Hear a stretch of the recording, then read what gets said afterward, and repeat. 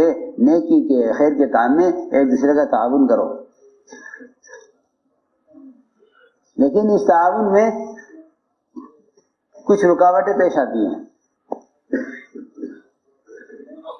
اس تعاون میں رکاوٹیں پیش آتی ہیں۔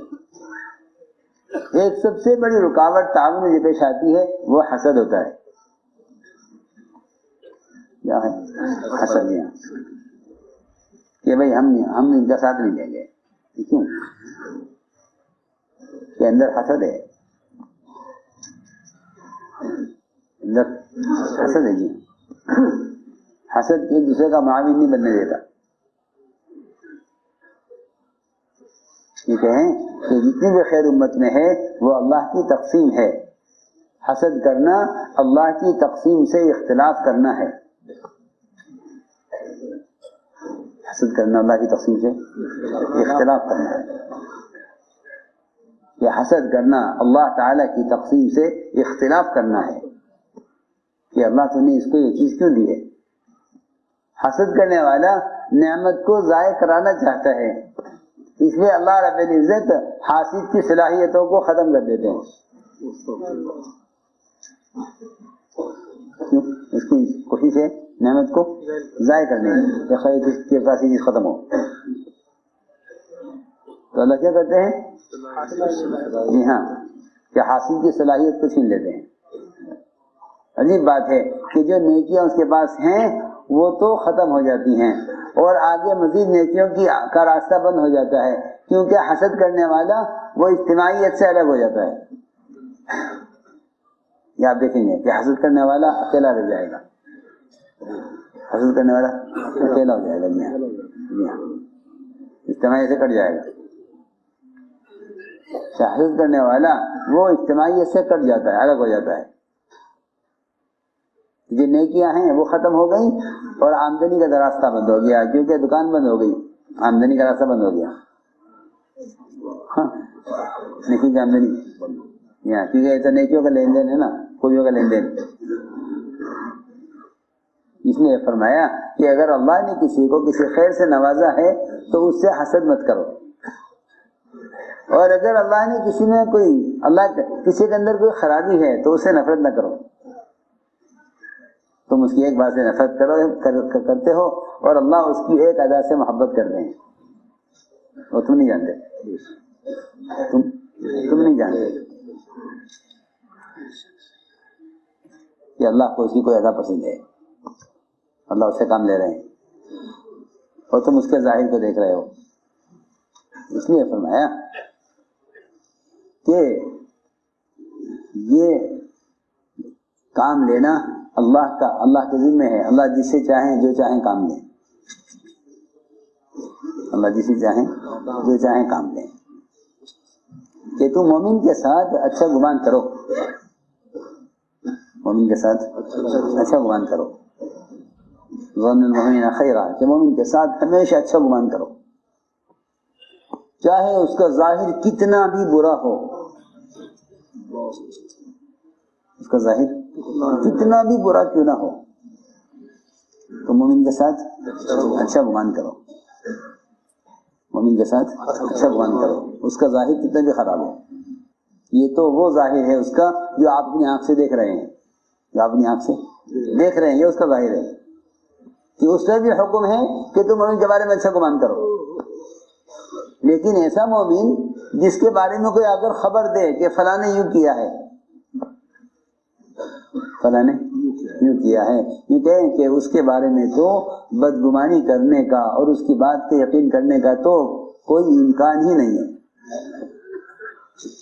سنو غور سے، تو ممکن ہی نہیں ہے کیونکہ تمہارے سے آ کر کے ہے کہ فلاں نے ایسا کیا ہے، تمہیں چاہیے کہ اس کی بات کا انکار کہ نہیں جی آپ غلط کہہ رہے ہیں، یہ نہیں ہو سکتا،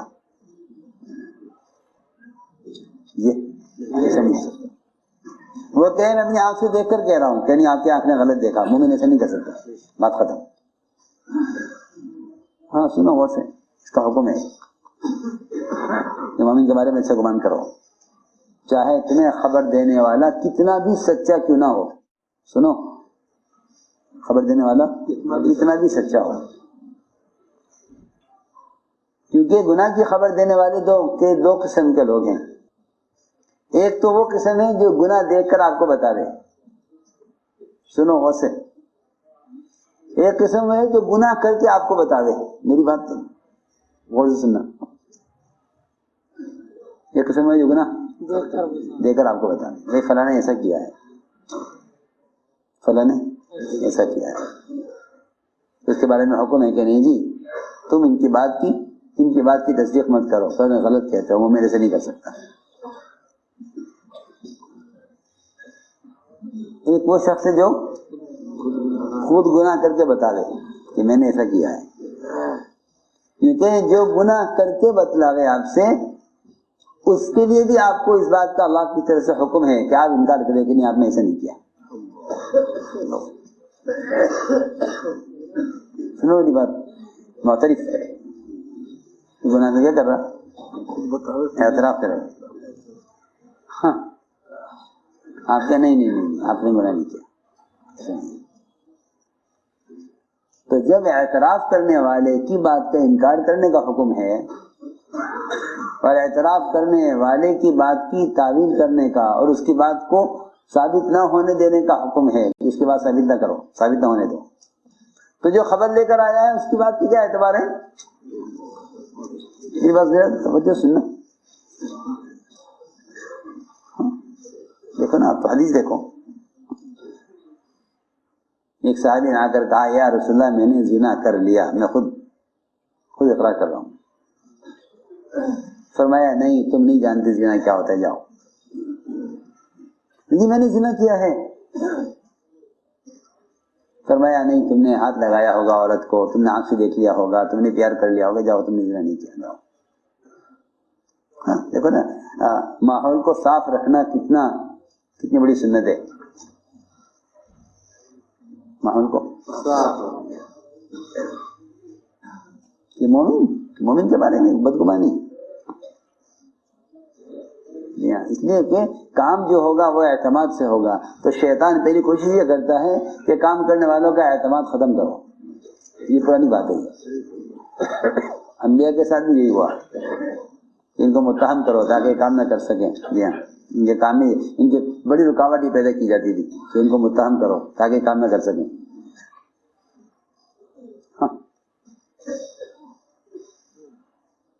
تو آپ نے کیا فرمایا کہ نہیں تم نہیں جانتے زنا کیا, جاؤ.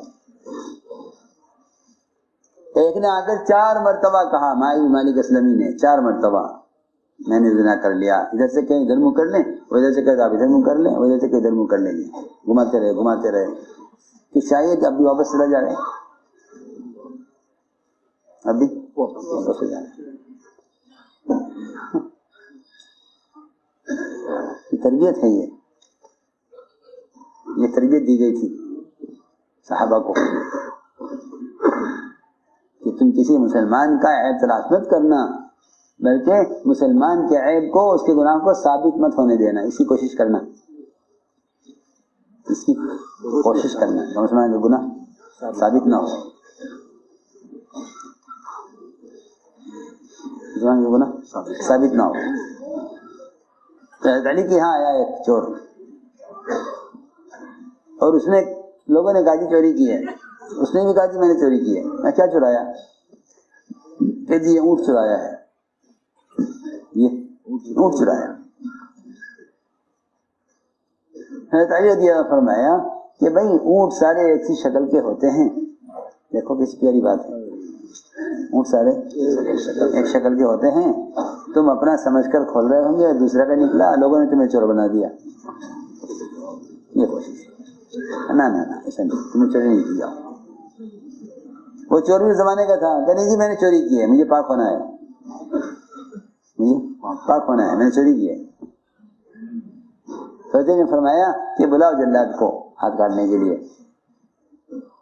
جلاد بھی آ گیا, سب تیاری ہو گئی, بات صاف ہو گئی. اس نے کہا جی میں نے چرایا ہے. حضرت علی رضی اللہ تعالیٰ عنہ مجلس سے اٹھ کر چلے گئے,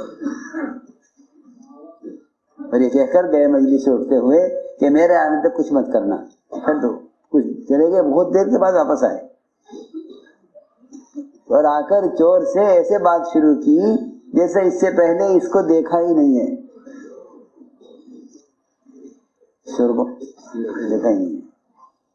بھائی تم کون ہو, کہاں سے آئے ہو, تم نے چوری کی ہے؟ اس نے کہا نہیں جی میں نے چوری نہیں کی. فرمایا جاؤ تمہاری چھٹی. جی ہاں ختم کرو نا بات کو, مقدمہ کوئی نہیں.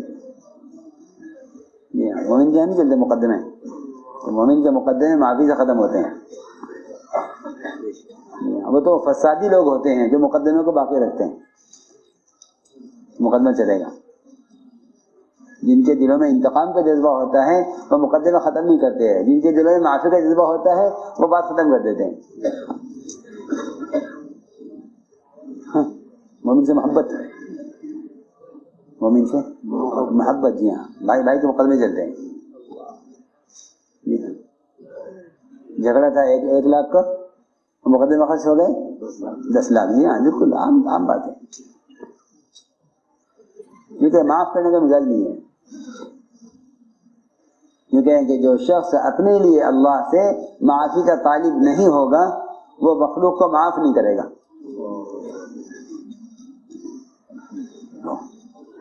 مخلوق کو معاف نہیں کرے گا کیونکہ اپنے لیے اللہ سے معافی کا طالب نہیں ہے.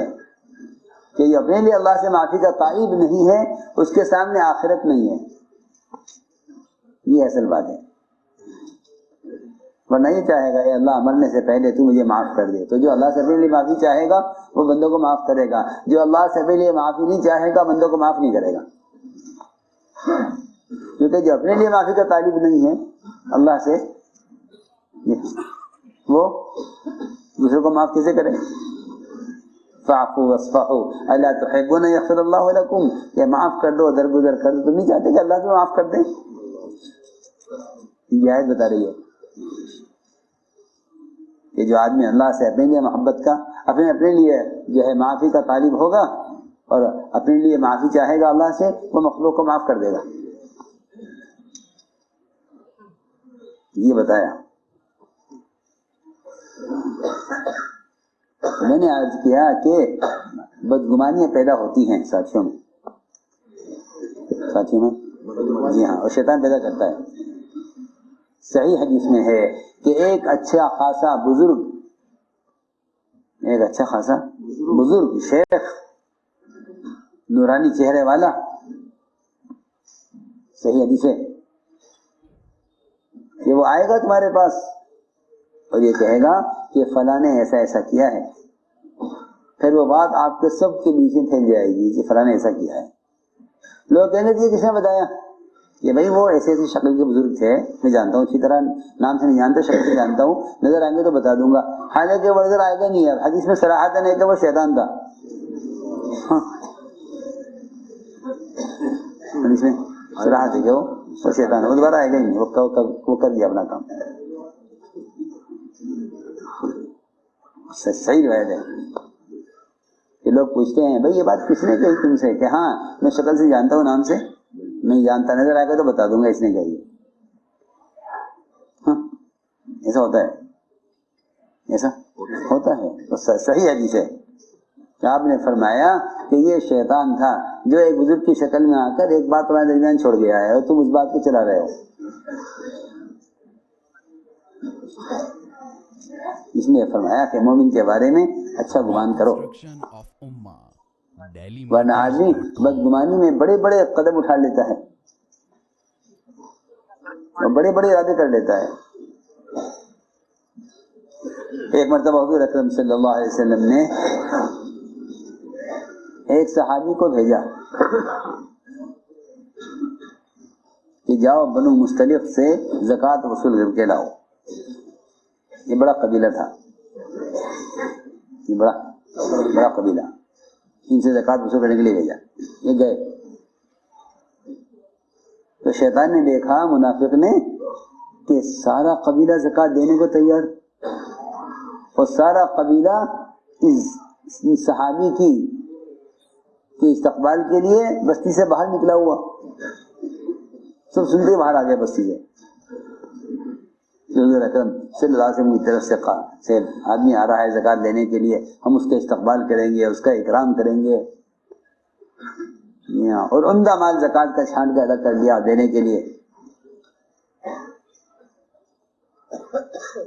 تو جب یہ دیکھا منافق نے کہ ان کے اندر تو یہی تھا ادا رہی ہے اور یہ اجتماعیت ہے اور اسلام کے فرائض کے ادا کرنے کا شوق ہے، تو راستے میں منافق ملا ان صحابی کو. کہنے کہاں جا رہے ہو؟ کہ میں زکوٰۃ وصول کرنے جا رہا ہوں اس قبیلے سے.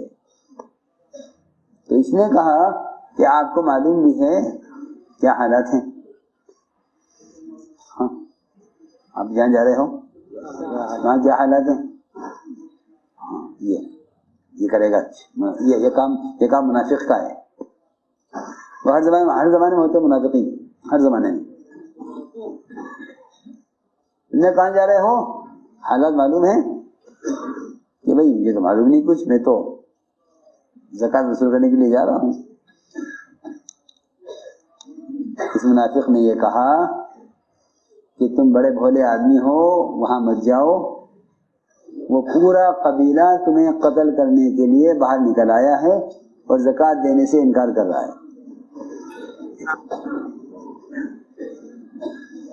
پورا قبیلہ تمہیں قتل کرنے کے لیے باہر نکل آیا، زکوٰۃ دینے سے انکار کر رہا ہے. یہ کہا الٹی بات بالکل، حالانکہ وہ زکوٰۃ دینا چاہتے تھے اور ان صحابی کے استقبال کے لیے باہر نکل کے آئے. یہ صحابی آدھ راستے سے واپس چلے گئے. جا کے عرض کیا حضور اکرم صلی اللہ علیہ وسلم سے، یا رسول اللہ میں تو اس طرح جا رہا تھا زکوٰۃ وصول کرنے کے لیے، لیکن مجھے خبر ملی ہے. پھر مشورہ ہوا کیا کریں؟ تو مشورے میں یہ دے پایا سب کے اجتماعی مشورے میں کہ رات کو ان پر حملہ کیا جائے پورے قبیلے کو اور سب کو قتل کر کے ختم کر دیا جائے. سوچو کتنا بڑا نقصان ہوتا. ایک منافق کی غلط خبر اس پر اتنا بڑا فساد ہوتا اس زمانے میں. جو زمانہ سب سے بہترین زمانہ، امانت داری کا زمانہ اور فرائض کی ادائیگی کا زمانہ. جی ہاں وہ زمانہ سچائی کا زمانہ. منافق نے یہ خبر اڑائی اور صحابی نے یقین کر لیا اور جا کے عرض کر دیا، وہاں مشورہ بھی ہو گیا.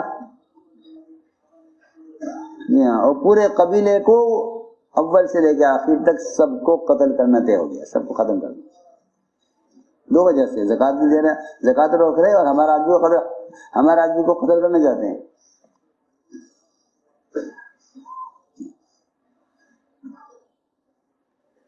ابھی یہ مشورہ ہوا ہی تھا کہ وحی آ گئی. کیا آ گئی؟ وحی آ گئی. ان جاءکم فاسق بنبأ فتبینوا، کہ تمہارے پاس کوئی منافق خبر لے کر آوے تو چاہیے کہ تحقیق کر لو. ایسا نہ ہو کہ تم کوئی قدم اٹھا لو اور پھر تمہارے لیے سوائے حسرت کے اور کچھ نہ ملے تمہیں. تصبحوا علی ما فعلتم نادمین، کہ تم اپنی غلطی پر ندامت کرتے رہو اور ہاتھ ملتے رہو. اس سے کیا، پہلے تحقیق کر لو ہم کیا کرنے جا رہے ہیں. اسے میں نے عرض کیا کہ شیطان بدگمانی پیدا کرتا ہے مومن کی طرف سے.